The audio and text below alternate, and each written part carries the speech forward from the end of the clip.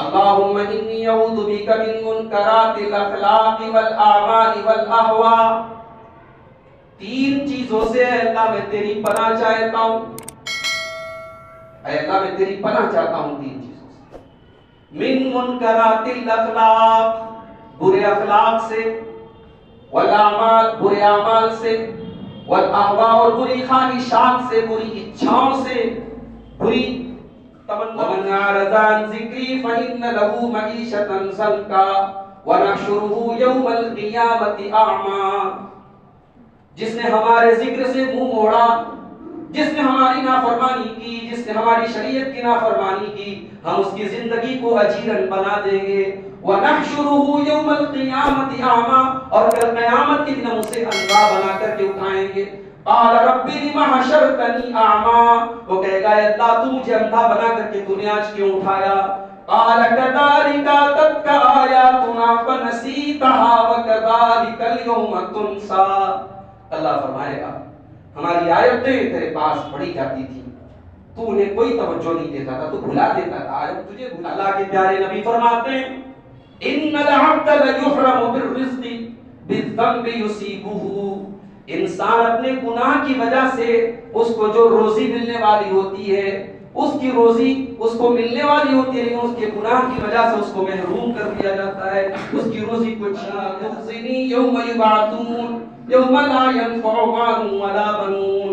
اے اللہ تو مجھے قیامت کے دن رسوا نہ کرنا، ذلیل نہ کرنا، جس دن نہ مال کام آئے گا نہ اولاد کام آئے گی. الا من اتى الله بقلب سلیم. قیامت کے دن تو وہی کامیاب ہوگا جو صاف ستھرا دل لے کر کے آئے گا. نحمده ونستعينه ونستغفره ونعوذ بالله من شرور أنفسنا ومن سيئات أعمالنا. من يهده الله فلا مضل له ومن يضلل فلا هادي له. وأشهد أن لا إله إلا الله وحده لا شريك له وأشهد أن محمدا عبده ورسوله. يا أيها الذين آمنوا اتقوا الله حق تقاته ولا تموتن إلا وأنتم مسلمون. يا أيها الناس اتقوا ربكم الذي خلقكم من نفس واحدة وخلق منها زوجها وبث منهما رجالا كثيرا ونساء واتقوا الله الذي تساءلون به والأرحام إن الله كان عليكم رقيبا. يا أيها الذين آمنوا اتقوا الله وقولوا قولا سديدا يصلح لكم أعمالكم ويغفر لكم ذنوبكم ومن يطع الله ورسوله فقد فاز فوزا عظيما. أما بعد فإن خير الحديث كتاب الله وخير الهدي هدي محمد صلى الله عليه وسلم وشر الأمور محدثاتها وكل محدثة بدعة وكل بدعة ضلالة وكل ضلالة في النار. أعوذ بالله من الشيطان الرجيم. بسم الله الرحمن الرحيم. فبما رحمة من الله لنت لهم ولو كنت فظا غليظ القلب لانفضوا من حولك فاعف عنهم واستغفر لهم وشاورهم في الأمر فإذا عزمت فتوكل على الله إن الله يحب المتوكلين. وعن قطبة بن مالك رضي الله عنه أن النبي صلى الله عليه وسلم كان يقول اللهم إني أعوذ بك من منكرات الأخلاق والأعمال والأحوال. رواه الترمذي في كتاب الدعوات. حاضرین جمعہ، دینی و ملی بھائیوں، محترم بزرگوں، نوجوان ساتھیوں، اللہ کے نبی صلی اللہ علیہ وسلم کو اللہ تعالیٰ نے بہت ساری خصوصیات سے نوازا تھا، بہت ساری اسپیشلٹیز، بہت ساری ایسی چیزیں جو دنیا میں کسی کو نہیں، کسی اور نبی کو بھی نہیں۔ انہی چیزوں میں سے ایک چیز یہ بھی تھی کہ اللہ کے نبی کو اللہ تعالیٰ نے جوامع الکلم دیے تھے۔ جوامع الکلم کا مطلب کیا ہوتا ہے؟ ایسی باتیں جو بہت جامع ہوں، جن کے اندر بہت زیادہ گہرائی اور معنی بہت زیادہ پایا جاتا ہے۔ اللہ کے رسول صلی اللہ علیہ وسلم کی حدیثوں کو آپ دیکھیں، چھوٹے چھوٹے جملوں میں بڑی بڑی باتیں، دریا کو کوزے میں آپ بند کر دیتے تھے، اور یہ چیز اللہ نے آپ کو دی تھی۔ آپ جو دعائیں پڑھتے تھے، ان دعاؤں کی بھی اپنی ایک الگ خاصیت ہے۔ اگر ہم صرف اللہ کے رسول صلی اللہ علیہ وسلم کی سکھائی گئی دعاؤں کو یاد کریں تو ہمیں اللہ سے کچھ اور مانگنا ہی نہیں پڑے گا۔ دنیا کا جتنا خیر ہے، جتنی بھلائیاں ہیں، ان دعاؤں میں اللہ کے نبی نے اپنے رب سے مانگ لیا، اور دنیا کی جتنی برائیاں ہیں، جتنا شر ہے، جتنی مصیبتیں ہیں، جتنی پریشانیاں ہیں، ان سب سے آپ نے پناہ مانگ لی ان دعاؤں۔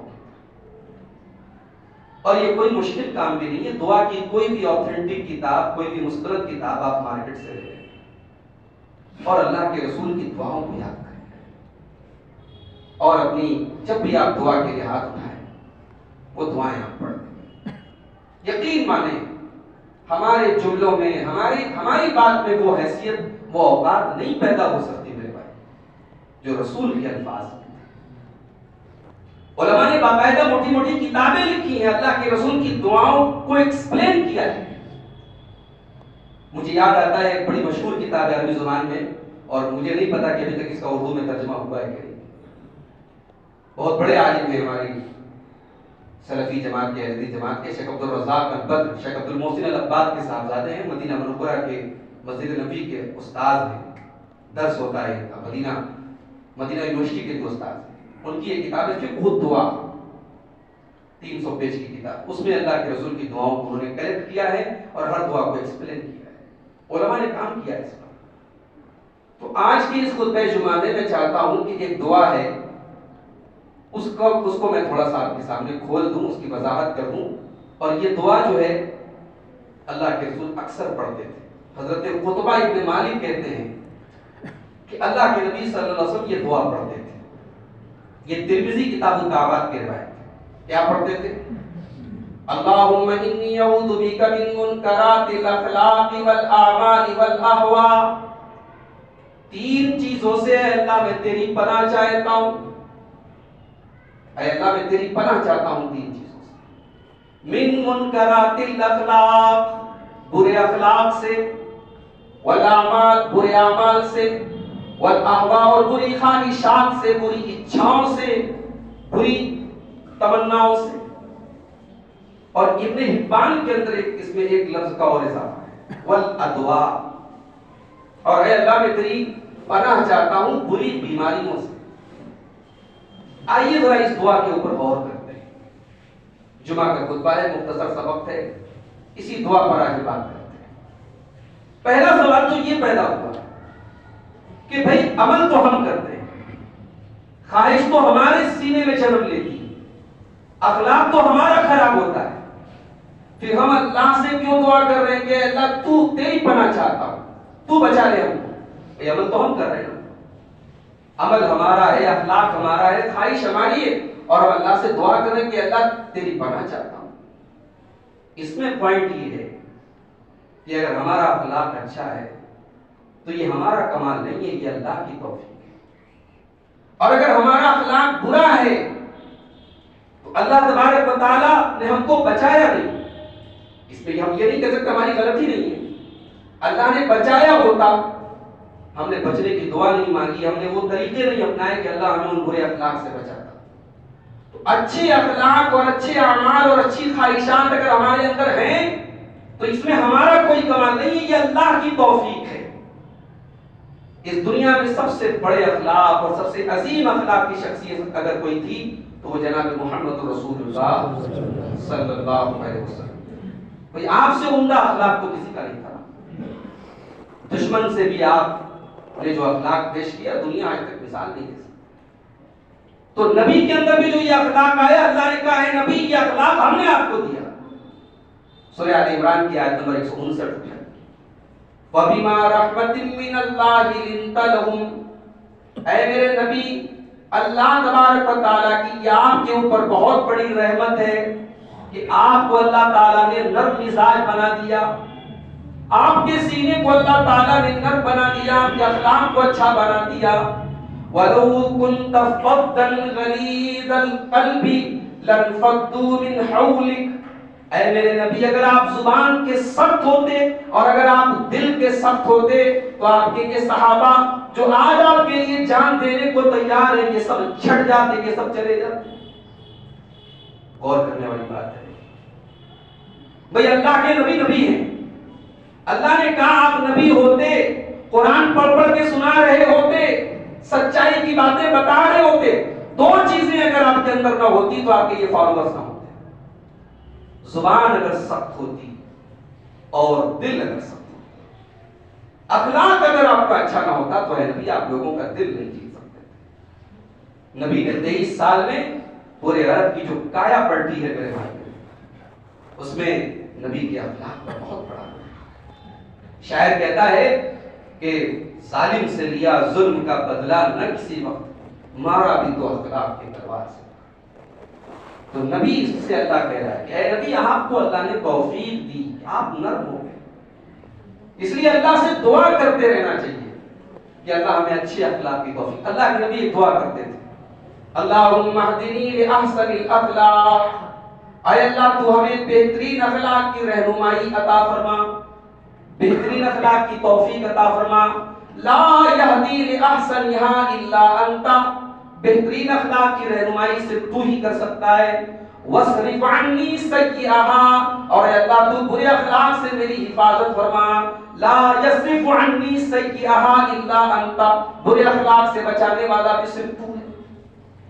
تو یہ پہلا نقطہ ہے اس دعا کے اندر کہ ہم برے اخلاق, برے اعمال اور بری خواہشوں سے اللہ سے پناہ مانگ رہے, کیونکہ اللہ ہی بچا سکتا ہے, ہمارا کمال نہیں, ہماری اوقات نہیں ہے. اگر ہمارا اخلاق اچھا ہے تو ہم ناز نہ کریں اپنے اوپر کہ بھئی ہمارا اخلاق تو بڑا اچھا ہے, لوگ ہماری بڑی قدر کرتے ہیں, لوگ ہماری بڑی تعریف کرتے ہیں, میں تو لوگوں کا دل جیت لیتا ہوں. اللہ نے یہ کمال دیا ہے, یہ اللہ کی توفیق ہے. اب آئیے ذرا دعا کے جملے پر غور.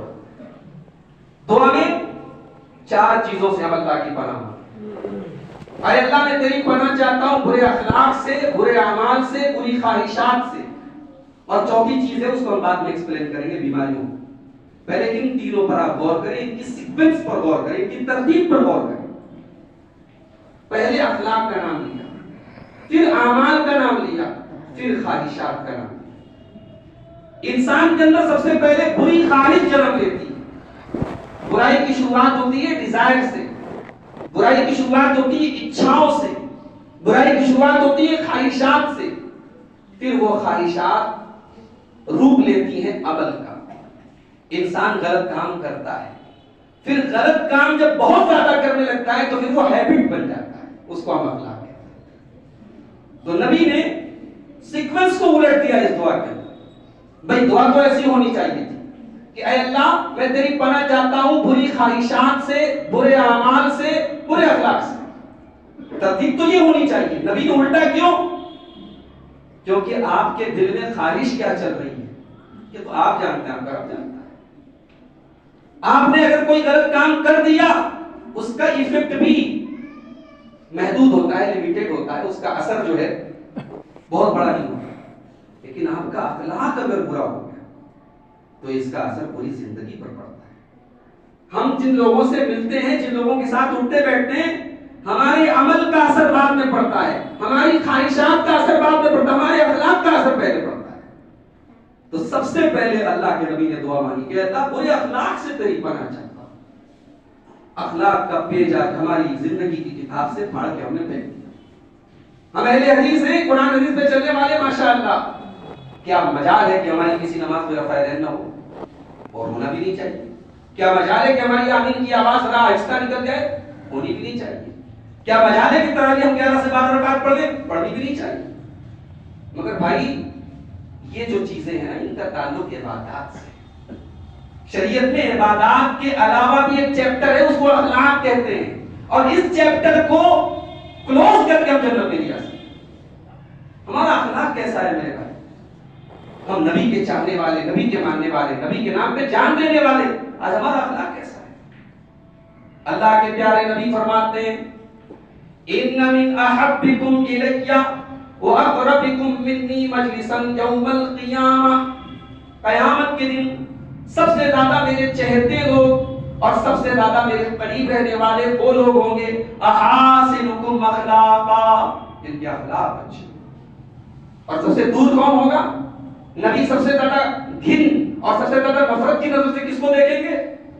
فرمایا وَإِنَّ مِنْ عَبَادِكُمْ مِنِّي مَجْلِسًا يَوْمَ الْقِيَامَةِ، سب سے زیادہ دور رہنے والا اور میری نظر میں سب سے زیادہ نفرت کے قابل وہ آدمی ہوگا الثرثارون والمتشدقون والمتفیقون، بڑا باطنی ہے، باتیں خوب کرتا ہے، جبڑے پھاڑ پھاڑ کے باتیں کرتا ہے، اپنی واہواہی کرتا ہے، اخلاق نام کی کوئی چیز نہیں ہے. اس کے اندر بدتمیزی ہے، اس کے اندر لوگوں کا دل دکھانے والی صفت ہے، لوگوں کا نقصان کرنے والی صفت ہے، بل متفیقون اور گھمنڈی قسم کے لوگوں سے نفرت. تو اخلاق اس کے بغیر ہم کامیاب نہیں ہو سکتے.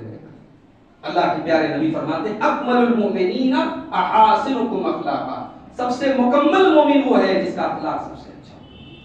قیامت کے دن اللہ کے میزان پر نماز، روزہ، حج، زکات، عمرہ، ان سب سے بھی بھاری ایک چیز ہوگی اور وہ ہمارا حسن اخلاق. اللہ کے پیارے نبی فرماتے ہیں، ترمذی کی روایت ہے ما من شیء یوضع فی المیزان اثقل من حسن الخلق، قیامت کے دن اللہ کے میزان پر حسن اخلاق سے بھاری کوئی چیز نہیں.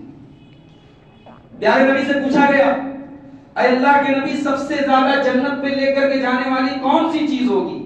پیارے نبی نے فرمایا دو چیزیں ہوں، تقوی اللہ و حسن الخلق، اللہ کا تقوی، اللہ کا ڈر، اور اسی طریقے سے اچھے اخلاق، حسن اخلاق. تو نبی نے سب سے پہلے برے اخلاق سے اللہ کی پکڑ.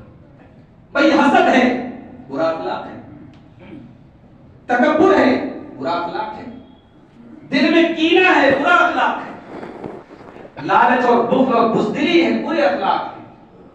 اور یہ جو اخلاق جب انسان کے برے ہو جاتے ہیں تو انسان کی ہر ایکٹیویٹی پر اس کا اثر ہوتا ہے.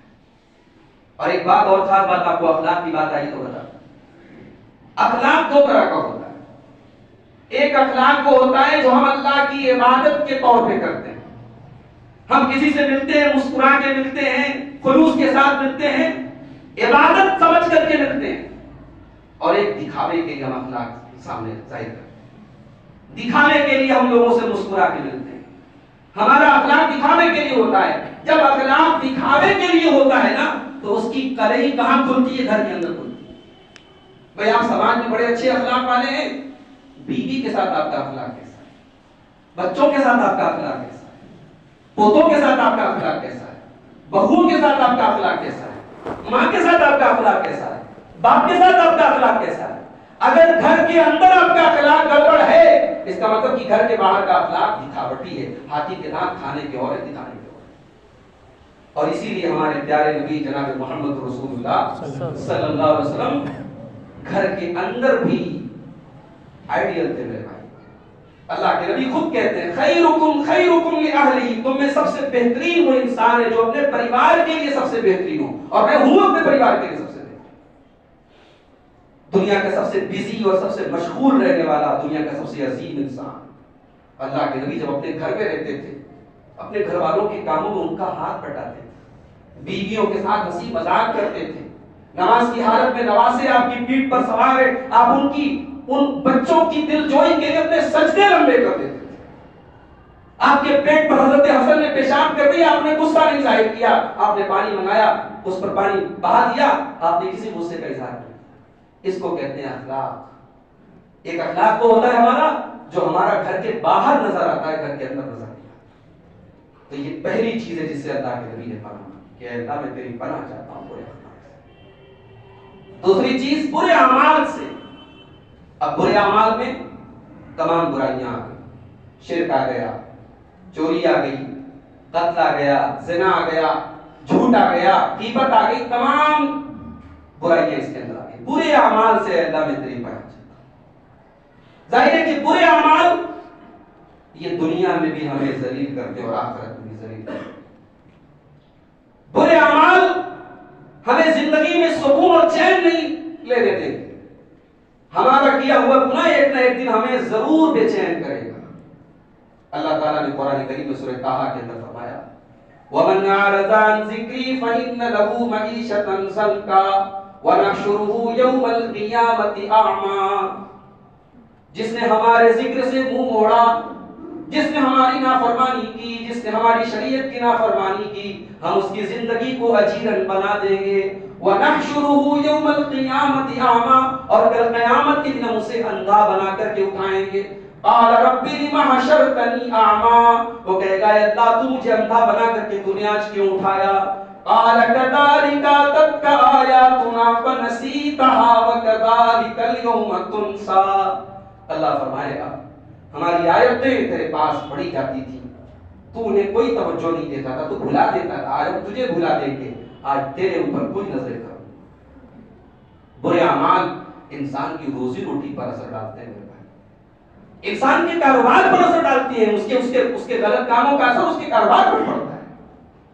اللہ کے پیارے نبی فرماتے ہیں ان العبد لیحرم بالرزق بالذنب یصیبہ، انسان اپنے گناہ کی وجہ سے اس کو جو روزی ملنے والی ہوتی ہے، اس کی روزی اس کو ملنے والی ہوتی ہے، لیکن اس کے گناہ کی وجہ سے اس کو محروم کر دیا جاتا ہے، اس کی روزی کو چھین لیا جاتا ہے۔ گناہ انسان کو ذلیل کرتا ہے، اور دنیا میں اگر آدمی ذلیل نہ بھی ہو تو اصل ذلت تو قیامت کے دن ہے۔ اس دن کی ذلت اور رسوائی سے اگر ہم بچ جائیں تو یہی کامیابی ہے۔ ابراہیم علیہ السلام اللہ کی بارگاہ میں دعا کرتے ہیں وَلَا تُخْزِنِي يَوْمَ يُبْعَثُونَ يَوْمَ لَا يَنفَعُ مَالٌ وَلَا بَنُونَ، اے اللہ تو مجھے قیامت کے دن رسوا نہ کرنا، ذلیل نہ کرنا، جس دن نہ مال کام آئے گا نہ اولاد کام آئے گی، اِلَّا مَنْ أَتَى اللَّهَ بِقَلْبٍ سَلِيمٍ، قیامت کے دن تو وہی کامیاب ہوگا جو صاف ستھرا دل لے کر کے آئے گا۔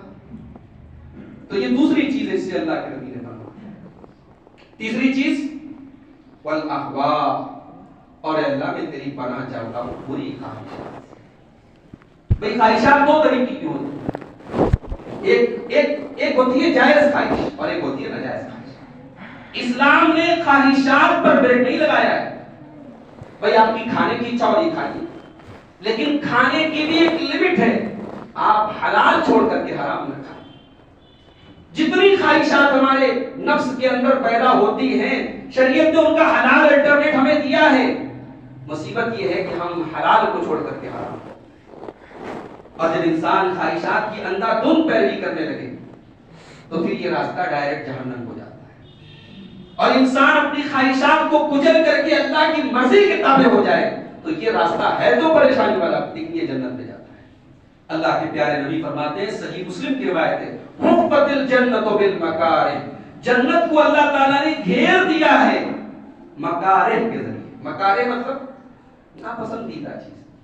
بھائی صبح رات میں 1 بجے آپ سوئے ہیں اور صبح 5:30 بجے فجر کی اذان ہوتی ہے، اب ظاہر ہے نفس کے لیے تو بھاری ہے اپنا بستر چھوڑنا، نفس کے لیے مصیبت ہے اپنا بستر چھوڑنا، آرام چھوڑنا اور جا کر کے فجر کی نماز ادا کرنا، مگر جنت اگر چاہیے تو یہ تکلیفیں اٹھانی پڑیں۔ حجاب کا مسئلہ آج کل چل رہا ہے، دنیا پوری بے پردہ ہو جائے، ایک عورت کے اندر طلب بھی ہو، خواہش بھی ہو کہ میں اپنے حسن کی نمائش کروں، مگر اپنی اس خواہش کو وہ دبا لے۔ کہ میری شریعت کا حکم ہے کہ میں جب گھر سے نکلوں تو حجاب میں نکلوں، میرے جسم پر کسی غیر کی نظر نہ پڑے۔ اب اس خواہش کو اگر دبائے گی تو جنت میں جائے گی، اور اپنے جسم کی نمائش کرتی پھرے گی تو جہنم میں جائے گی۔ تو خواہشات کی اندھا دھند پیروی یہ جہنم کی طرف لے جاتی ہے۔ اور ایک بات اور نوٹ کر لیجیے، جتنی گمراہیاں ہیں، جتنے گمراہ فرقے پیدا ہوئے، ان کے پیچھے بھی خواہشات کا بہت بڑا رول رہا ہے۔ لوگوں نے آج بدعات کی دکانیں، خرافات کی دکانیں کیوں ترقی پر ہیں، کیوں پھل پھول رہی ہیں؟ کیونکہ لوگوں کی خواہشات اس سے جڑی ہوئی۔ انسان جانتا ہے کہ یہ چیز حق ہے مگر اپنی خواہشات کی پیروی کے پیچھے وہ پڑا۔ اسی لیے اللہ تعالیٰ نے سورہ جاسیہ کے اندر فرمایا کہ اس سے بڑا گمراہ کوئی نہیں ہوتا جو علم کے ہونے کے باوجود اپنی خواہشات کی پیروی کرے۔ افرأیت من اتخذ الہہ ہواہ، اے نبی کیا آپ نے اس انسان کو دیکھا جو اپنی خواہشات کی پیروی کرتا ہے، وَأَضَلَّهُ اللَّهُ عَلَىٰ عِلْمٍ، اور اس کے علم کے ہونے کے باوجود اللہ نے اسے گمراہ کر دیا، وَخَتَمَ عَلَىٰ سَمْعِهِ وَقَلْبِهِ، اس کے کانوں پر اللہ نے مہر لگا دی، اس کے دل پر اللہ نے مہر لگا دی، وَجَعَلَ عَلَىٰ بَصَرِهِ غِشَاوَةً، اور اس کی آنکھوں کے اوپر پردہ ڈال دیا۔ آج جمعہ کا دن ہے، سورہ کہف آپ نے شاید پڑھی ہوگی۔ سورہ کہف میں بھی ایک آیت میں اللہ تعالیٰ نے اس بات کا اعلان کیا کہ خواہش کی پیروی کرنے والا غافل ہو جاتا ہے۔ وَلَا تُطِعْ مَنْ أَغْفَلْنَا قَلْبَهُ عَنْ ذِكْرِنَا وَاتَّبَعَ هَوَاهُ وَكَانَ أَمْرُهُ فُرُطًا، اے نبی ان لوگوں کی پیروی مت کیجیے جن کے دل کو ہم نے غافل کر دیا اور جو اپنی خواہشات کی پیروی کرتے۔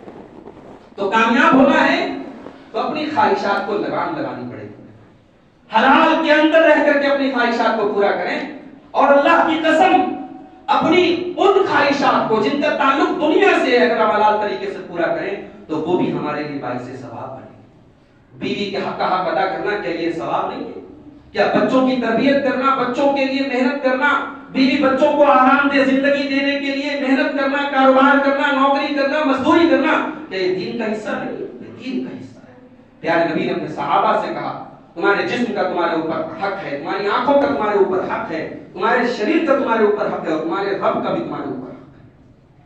تو اللہ کے نبی نے یہ تیسری چیز سے اللہ کی پناہ مانگی کہ اللہ میں تیری پناہ چاہتا ہوں بری خواہشات، اور چوتھی چیز بری بیماریوں سے میں تیری پناہ چاہتا ہوں۔ بھئی بیماری تو سب بری ہوتی ہے، بیماری کوئی چاہتا ہے کہ نہ جائے؟ جی نہیں۔ ہلکی پھلکی بیماریاں یہ بظاہر ہمیں لگتا ہے کہ ہمارے لیے بری ہے، مگر اللہ کے رسول کی حدیث ہے کہ مومن کی بیماریاں بھی اس کے لیے گناہوں کی معافی کا ذریعہ بنتی ہیں۔ بخار بھی آتا ہے ہمیں تو وہ ہمارے گناہوں کی معافی کا ذریعہ بنتا ہے، لیکن بیماریوں میں بھی کچھ بیماریاں ایسی ہیں جو بری ہوتی ہیں۔ ایسی بیماری کہ وہ بیماری اگر ہمیں لگ جائے، ہماری پراپرٹی بک جائے، ہمارا سارا مال ختم ہو جائے مگر اس بیماری کے جال سے ہم نہ نکل پائیں۔ کینسر کی بیماری ہے، ایڈز کی بیماری ہے، اور اس طریقے سے ابھی اس وقت پوری دنیا جس وائرس میں مبتلا ہے، اور 2 سالوں سے لگاتار ہم رمضان کی جو رونق ہوتی ہے اس سے ہم محروم رہے، اور ابھی ہم کچھ کہہ نہیں سکتے کہ آنے والے رمضان میں ہم تو دعا ہی کر سکتے ہیں کہ اللہ ہم سب کی حفاظت کرے، مگر دنیا ابھی تک اس سے باہر نہیں نکل پائی۔ تو بری بیماریاں، جو بیماریاں ہمیں یعنی اس قدر مجبور اور لاچار کر دیں کہ ہم اپنے بستر سے اٹھ نہ سکیں، ہم لوگوں کے محتاج ہو جائیں، لوگ ہم سے گھن کھائیں، ایسی بیماریوں سے اللہ کے نبی نے پناہ مانگی۔ تمام بری بیماریاں اس دعا کے اندر آ گئی۔ تو یہ دعا میرے بھائی یاد کر لیا، اللہم انی اعوذ بک من منکرات الاخلاق والاعمال والاہواء والادواء۔ اس کو جو ہے 4 چیزیں ہیں، اس کو آپ یاد کر لیں۔ انشاءاللہ اگر ہم اس دعا کو اپنی زندگی کا معمول بنا لیں تو میں امید کرتا ہوں اور اللہ کی ذات سے یقین ہے کہ انشاءاللہ اس دعا کا اثر ہماری خواہشات پر بھی پڑے گا، ہمارے اخلاق پر بھی پڑے گا، ہمارے اعمال پر بھی پڑے گا، اور اللہ بری بیماریوں سے بھی ہم سب کی حفاظت فرمائے۔ اللہ سے دعا ہے رب العالمین ہم سب کو ان چاروں چیزوں سے، برے